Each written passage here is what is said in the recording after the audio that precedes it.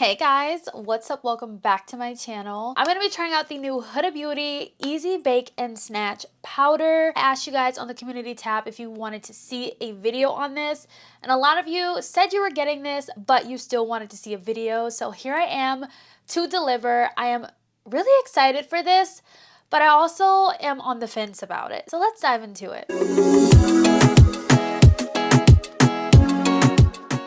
If anyone is curious about my jewelry that I'm wearing, I got this necklace from Forever 21. I don't really shop there for clothes, but when I tell you they have the best jewelry, they have the best jewelry. And their jewelry does last me quite a long time, but I saw this and I was like, this is gorgeous, so I picked this up. For the video, I'm going to take off the jewelry piece because it is a little bit loud. So the Huda Beauty Loose Setting Powder is probably one of their best sellers. I feel like everyone has tried that powder, or at least has that powder in their collection. I unfortunately do not have that powder anymore because one, the scent was a lot, but I like the scent, but it still was kind of a lot. I no longer use powder products that contain talc in them, but Huda said, you know what? Let's give the girlies a pressed version of the powder that they already love. You know, I loved that Huda loose powder. I really did. I just wish it was talc free. Then I would still own that powder, but it's okay. So this is the Easy Bake and Snatch Press Brightening and Setting Powder. So this powder retails for $38.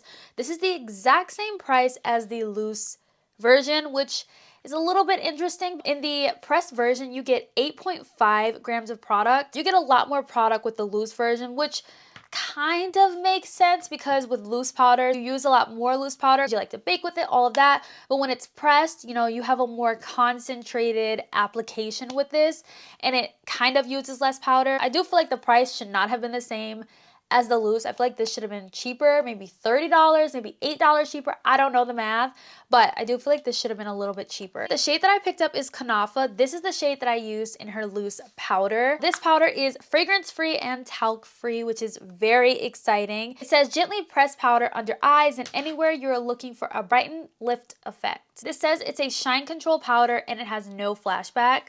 The one thing that really gets me with this is the first ingredient is mica, which means it's going to have some sort of glow to the skin. Why? Why? But you know, I'm not a fan of products with mica in them because it does leave glow, and you all know I do not like glowy setting powders at all, but we're gonna try this out. This says it is a lightly pigmented, silky setting powder that bakes and sets, blurs the look of fine lines, and locks in makeup for 10 hours with an airbrushed finish. This is formulated without parabens, cruelty-free, and vegan. Let's dive into this because I want to see. So I don't, wow, okay, this feels really heavy. This is what it looks like. Very simple, sleek, love Huda's packaging. And then this is what the back looks like right here. And then when you open it up, you do have the powder that says Easy Bake. And what's cool about it is that it does, oh my gosh, it does include a sponge. Now, I'm not going to use this. I don't use sponges like this at all. It's very thin. I'm just going to use my powder puff. But I do like that they have a compartment for it because then it has like little holes. So that way it can breathe, you know, get some air. But I won't be using this sponge. Of course, we have a nice mirror. I think that sponge is pretty good for like touch-ups on the go. When it comes to pressed powders, I use pressed powders. I use them to brighten and to kind of like easily blend my concealer with my blushes. I like that seamless airbrush kind of blend to it. I'm going to use it as a brightening powder, not as a setting powder, because that's not how I would normally use it. Going in with my Sephora Best Skin Ever concealer, I wanted to use a concealer that doesn't dry down to like a matte finish. I wanted a concealer that stays pretty, you know, tacky and wet. So the powders are not clinging to any dry spots. So to set this concealer, I am going to go in with my Ami Collet setting powder. I do wish that I had the Huda Beauty, but like I said, I no longer own that powder. But I'm going to just do a light set of this. I am all set with my go-to powder. Now let's go into this Easy Bake powder here. So I'm going to take it on a clean puff. And I'm just going to swirl my puff in there. It does pick up quite a bit. I don't know how much to go in with. I'm going to tap off the excess and then I'm just going to go in under the eye to brighten and see what this does for me. Wow. Okay, as far as brightening, definitely does brighten. Just gonna get a little bit closer so you guys can see what it just did. Now, I feel like,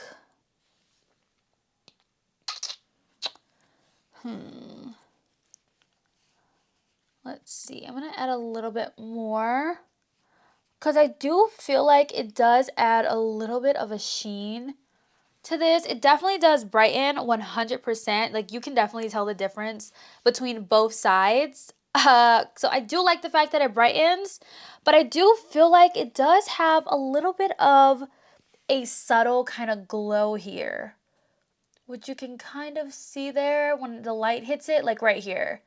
You can see it perfectly. The reason why I don't like glowy powders is because it emphasizes texture. So it's already doing that here. Let's try setting everywhere else to brighten. On this side, I'll go ahead and brighten up the forehead and see what that does. I don't feel like I have any texture on my forehead, but it does add a little bit of a glow to it. Then I'm also gonna kind of use this to, like Huda says, snatch up the face. Not so much set, but just to like clean up and snatch everything.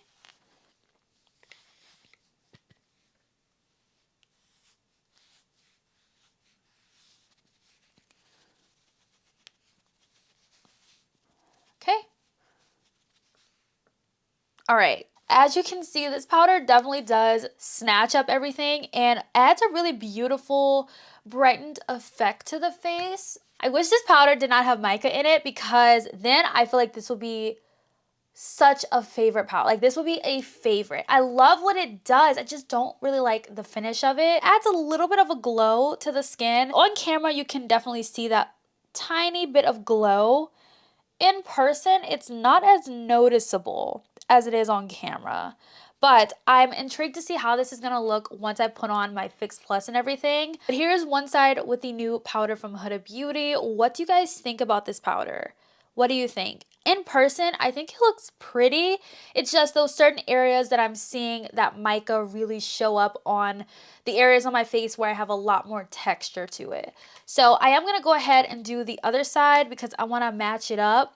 Now, this is not a powder that me personally, this is not a powder I would use to set. I would not use this powder to set anything. I just would use this to brighten and to kind of like snatch up the face.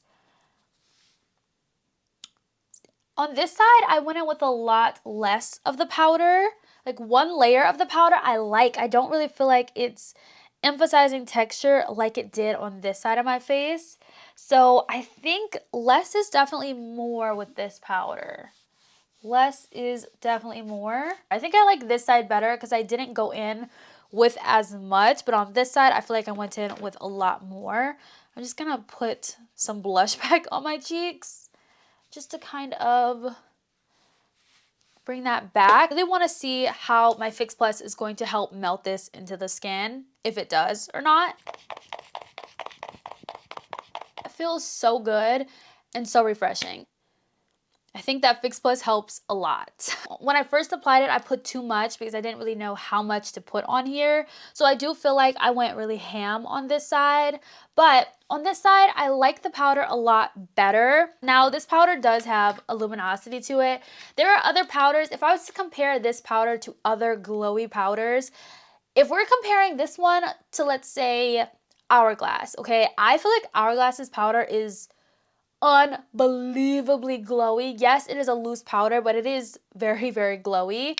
Now, this one has a little bit of like a glow to it, a little bit of a sheen to it. You put too much, it definitely will emphasize texture. But on this side, I didn't go on with as much, and I feel like it's a lot better. Like, if you were to use this as just like a brightening powder or a powder to just kind of like clean up a little bit under your blush and your bronzer and your contour, then I feel like you might like this powder. I feel like you may find a place for this in your routine. But as a setting powder to fully set all over your face, to set your concealer, to do all of that, no.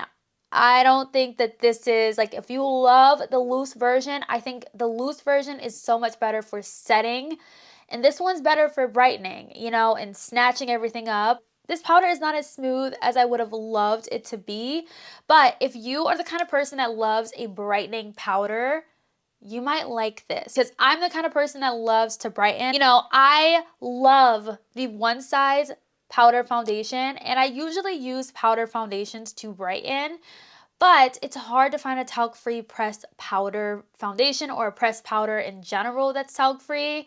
So this one, I feel like I would get quite a bit of use out of it. I am going to continue to play with this some more to really get a feel for it and really see how it wears and all of that. Yes, I would have loved for this to not have mica in it. I would have loved for this to just be a matte powder. I don't know why Huda put the mic in here and made it luminous. It's not really like she took her loose powder and made it into a pressed version. I feel like this is its own powder because she added in that luminosity, and the loose powder doesn't have that.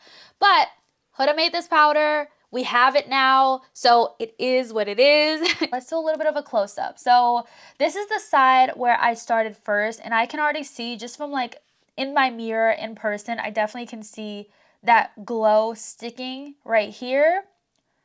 Very, very heavy on my texture, but I went in with a lot of powder.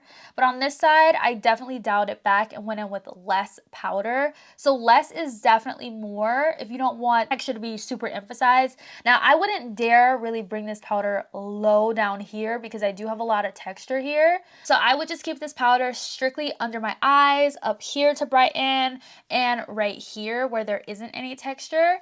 But if you love glowy powders, you might really like this. As far as a setting powder, it's a no-go for me, but for a brightening powder, absolutely, I would get use out of this. Definitely let me know your thoughts on this powder. I'm very curious to hear what you guys think about this. I also wanted to say that I went on Sephora and I looked at the ingredients of this powder, and when I looked at it, the ingredients were wrong. Talc was listed in it, but I have the box right here. I want to show you the ingredients of this because Sephora had it wrong. I don't know if they went and they fixed it, but this is the ingredients of it. The first ingredient is mica, which is very concerning. Mica should have been like, if she was going to put mica in here, mica should have been like right at the bottom, but you know, it's okay, whatever. I love this side of my face. I went in with so much here, and I'm just like, but to like add that brightness, I like how it looks. I really do like how it looks. Let me know your thoughts down below, and I will catch you guys in my next one. Bye, guys.